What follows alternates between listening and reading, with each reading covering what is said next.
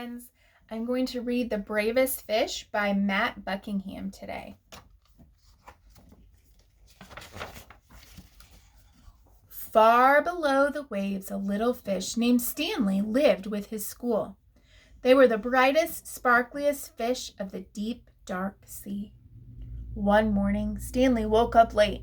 "Hello, it's me," he called to his friends, but the reef was strangely quiet.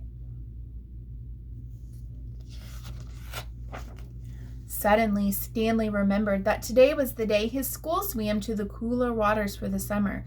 "Jumping jellyfish," he groaned.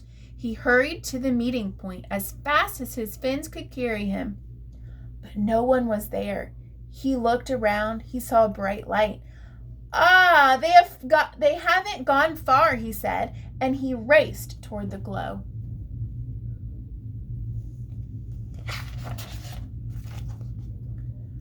But it was only a lobster counting coins. "Go away, don't touch my treasure," the lobster growled, snapping his claws.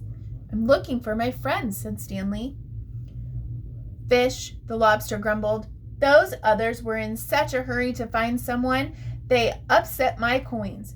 "Others?" asked Stanley. "My friends?" "Join them then," snarled the lobster, and Stanley sped off. Ahead of him, Stanley saw a shimmer. He could just make out a bright, sparkly fish, one of his friends. "Hello, it's me," he called, swimming faster.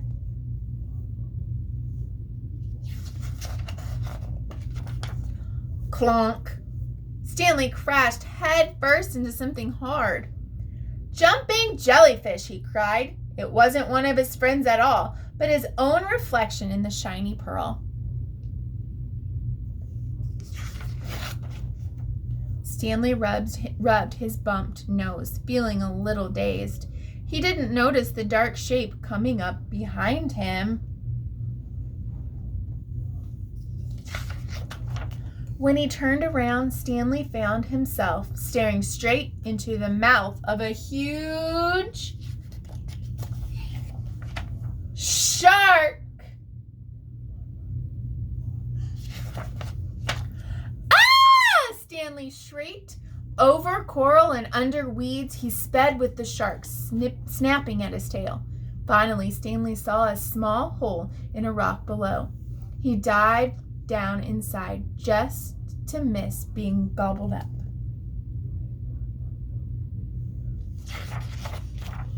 Deep within the cave, Stanley shivered and shook.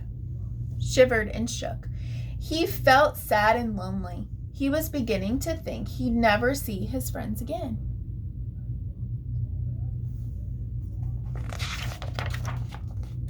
"Well, I can't stay here forever," he said at last.